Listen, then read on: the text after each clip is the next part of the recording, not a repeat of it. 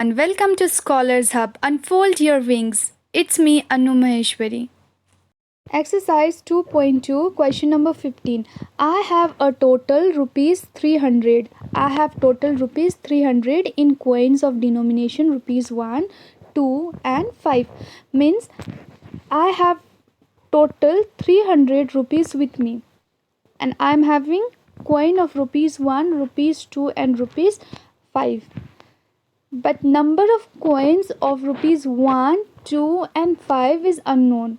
I just know that I have rupees 300 and total coin I am having is 160. Clear? So hence for the question is the number of 2 coin is 3 times the number of 5 coin.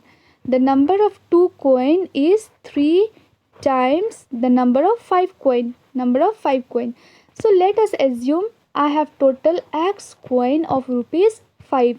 So I will be having 3x of rupees 2 coin. As the question says, the number of 2 coin is 3 times the number of 5 coins. If I am having X coin of rupees 5, then I will be having 3x of rupees 2 coin. Now about rupees 1 coin. See, total I am having 160 coin, isn't it? In 160, if I subtract rupees 2 and rupees 5 coin, if I eliminate this, I take out rupees 2 and rupees 5 coins from 160 coins, the remaining will be rupees 1 coin. So 3x plus x, total 4x coins of rupees 2 and 5. When I subtract it with 160, the remaining is rupees 1 coin. Clear? So now we have this number of coin.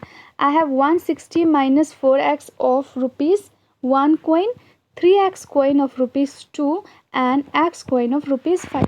Now let's take one example.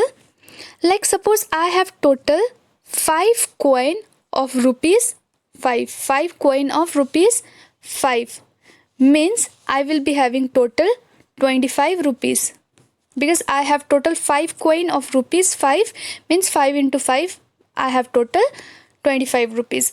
Similarly, if I see this pattern, then I have total x coin of rupees 5 means I will be having total 5x rupees of 5 coin.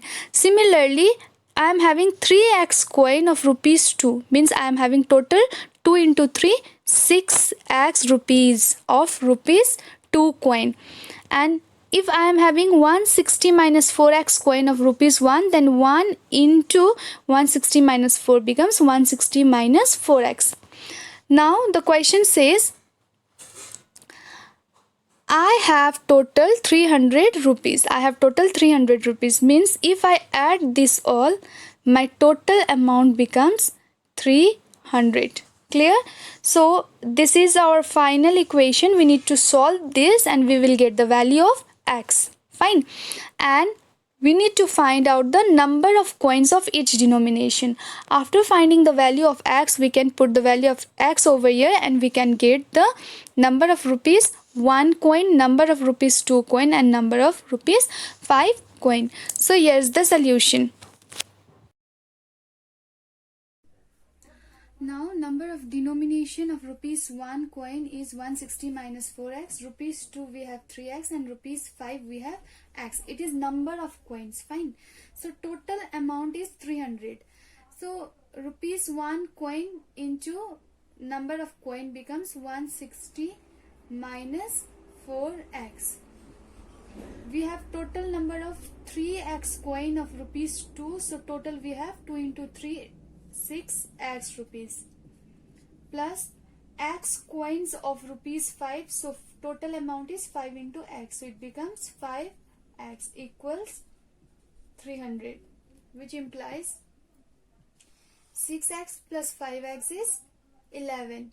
11 minus 4x is 7x. Sign in the bigger number is plus, so I wrote plus over here, is equals 300, which implies 7x equals 300 minus 160. So x equals 300 minus 160 is 140. This 7 shifts to the denominator. 7 to 14. So we got the value of x as 20. Now we need to find out. So as per the question, we need to find out how many coins of each denomination we have. So we have number of coin of rupees 1 as 160 minus 4x, isn't it, this one? So we will write 160 minus 4 into 20.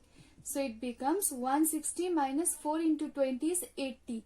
So 160 minus 80 becomes 80. So rupees 2, number of coins of rupees 2 is 3x. So which means 3 into 20 is 60. And number of coins of rupees 5 is x, and the value of x is 20. So we have total 60 coins of rupees 2, 20 coins of rupees 5 and 80 coins of rupees 1.